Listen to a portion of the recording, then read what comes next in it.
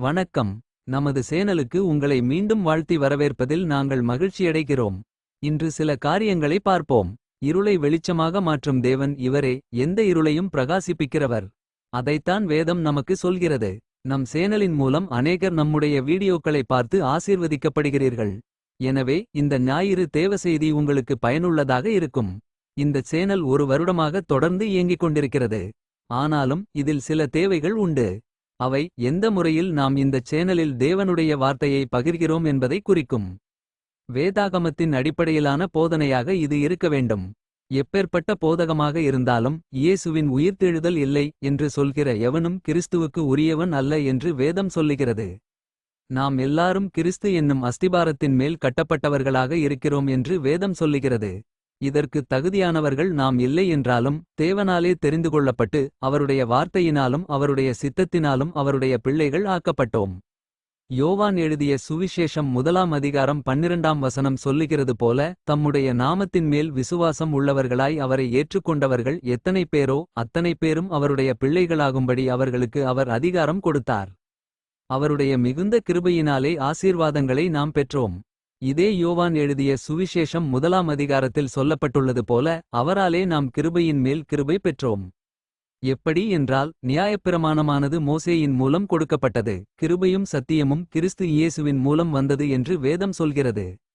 நியாயப்பிரமாண கட்டுகளிலிருந்து நம்மை விடுவித்து புதியதொரு வாழ்வையும் நித்திய ஜீவனையும் எளிதாக நாம் பெற்றுக்கொள்ளும்படி கிறிஸ்துவின் வல்லமையும் அவரது மரணமும் நமக்கு பாக்கியத்தை அளித்திருக்கிறது. இதனால்தான் நாம் வேதத்தில் இவ்வாறு வாசிக்கிறோம். கலாத்தியருக்கு எழுதிய நிருபத்திலே 3ஆம் அதிகாரத்தில் வாசிப்பது போல, மரத்தில் தூக்கப்பட்டவன் எவனும் சபிக்கப்பட்டவன் என்று எழுதியிருக்கிறது. ஆனால் கிறிஸ்துவினாலே நாம் சாபத்திலிருந்து விடுதலையாகும்படி கிறிஸ்து சிலுவையிலே நமக்காகச் சாபமானார். கலாத்தியர் 3ஆம் அதிகாரம் 13ஆம் வசனம், மரத்தில் தூக்கப்பட்டவன் எவனும் சபிக்கப்பட்டவன் என்று எழுதியிருக்கிறது போல கிறிஸ்து நமக்காகச் சாபமானார். அதனால் நியாயப்பிரமாணத்தின் சாபங்களிலிருந்து நாம் நீங்கலாக்கப்பட்டு இரட்சிக்கப்பட்டிருக்கிறோம். உலகத்திலே உள்ள எந்த மனிதனையும் பிரகாசிப்பிக்கிற மெய்யான ஒளியாக கிறிஸ்து இயேசு விளங்குகிறார்.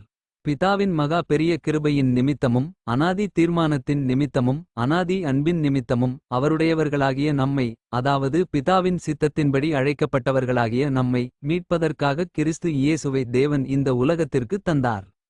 நாம் வேதாகமத்தில் வாசிக்கிறோம், தேவன் தம்முடைய ஒரே பேரான குமாரனை விசுவாசிக்கிறவன் எவனோ அவன் கெட்டுப்போகாமல் நித்திய ஜீவனை அடையும்படிக்கு அவரை தந்தருளி இவ்வளவாய் உலகத்தில் அன்பு கூர்ந்தார். அவர் தந்த ஒரே பேரான குமாரனாகிய கிறிஸ்து இயேசு இந்த உலகத்திற்கு வந்து நம்மைப் போல பாடுபட்டு நம்மைப் போல சிலுவையிலே மரிக்கும் அளவும் எல்லாவற்றிலும் நம்மைப் போலவே சோதிக்கப்பட்டார் என்று வேதத்தில் வாசிக்கிறோம். நம்மைப் போல் கிறிஸ்து இயேசு சோதிக்கப்பட்டதினாலே நம்மை எப்படி அவர் நடத்த வேண்டும் என்பதை அறிந்திருக்கிறார்.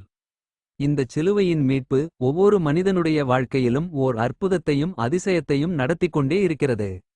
எங்கெல்லாம் இயேசு கிறிஸ்துவின் சுவிசேஷம் பிரசங்கிக்கப்படுகிறதோ அங்கெல்லாம் விடுதலையும் மீட்பும் உண்டாகும். ஏனென்றால் நாங்கள் பிரசங்கிக்கிற இயேசு கிறிஸ்துவானவர் மரித்து உயிர்த்தெழுந்தவராயிருக்கிறார்.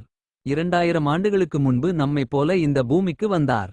33 வருடங்கள் நம்மைப் போலவே இந்த பூமியில் வாழ்ந்தார். 3 வருடங்கள் இந்த உலகத்திலே ஊழியம் செய்தார்.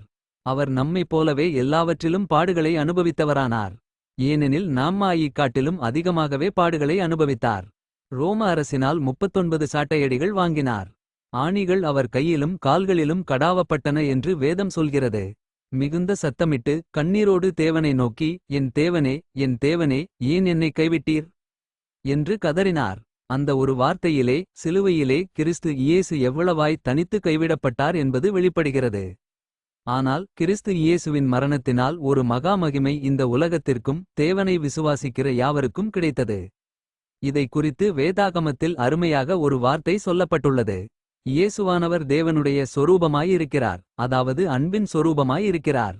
தேவனைப் போலவே அவர் தம்மை விசுவாசிக்கிற ஒவ்வொருவரையும் தம்முடைய கிருபையின் நிமித்தமாய் ஆசீர்வதிக்கிறார் என்பதை இந்த தேவ வார்த்தைகள் பிரத்யேகமாக வெளிப்படுத்தி காட்டுகின்றன.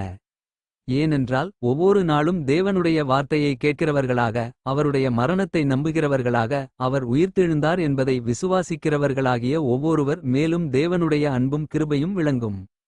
சிலுவை என்பது ஒரு காலத்தில் பாவத்தின் சின்னமாகவும் தண்டனையின் சின்னமாகவும் இருந்தது. ஆனால் கிறிஸ்துவின் மரணத்திற்குப் பிறகு இந்த சிலுவை மகா மகிமையின் மேன்மை பெற்றதாக மாறியது. இந்த சிலுவை கிறிஸ்துவின் அடையாளத்தை குறிக்கிறதாக இருக்கிறது. கிறிஸ்துவை அடையாளம் காட்ட எல்லாரும் சிலுவையையே காட்டுகிறார்கள். எங்கு சென்றாலும் அங்கு கிறிஸ்துவின் சிலுவை இருக்கும். அந்த சிலுவைதான் அவர்களுக்கு மேன்மையாக இருக்கிறது. இவ்வளவு நேரம் இந்த தேவ வார்த்தையை கேட்டிருப்பீர்கள். இது உங்களுக்கு பயனுள்ளதாக இருந்திருக்கும் என்று நம்புகிறோம். அப்படியானால் இந்த வீடியோவை அநேகருக்கு பகிர்ந்து கொள்ளுங்கள். தேவன் உங்களை ஆசீர்வதிப்பாராக. மீண்டும் விரைவில் சந்திப்போம். நம் சேனலோடு இணைந்திருங்கள். ஆமென்.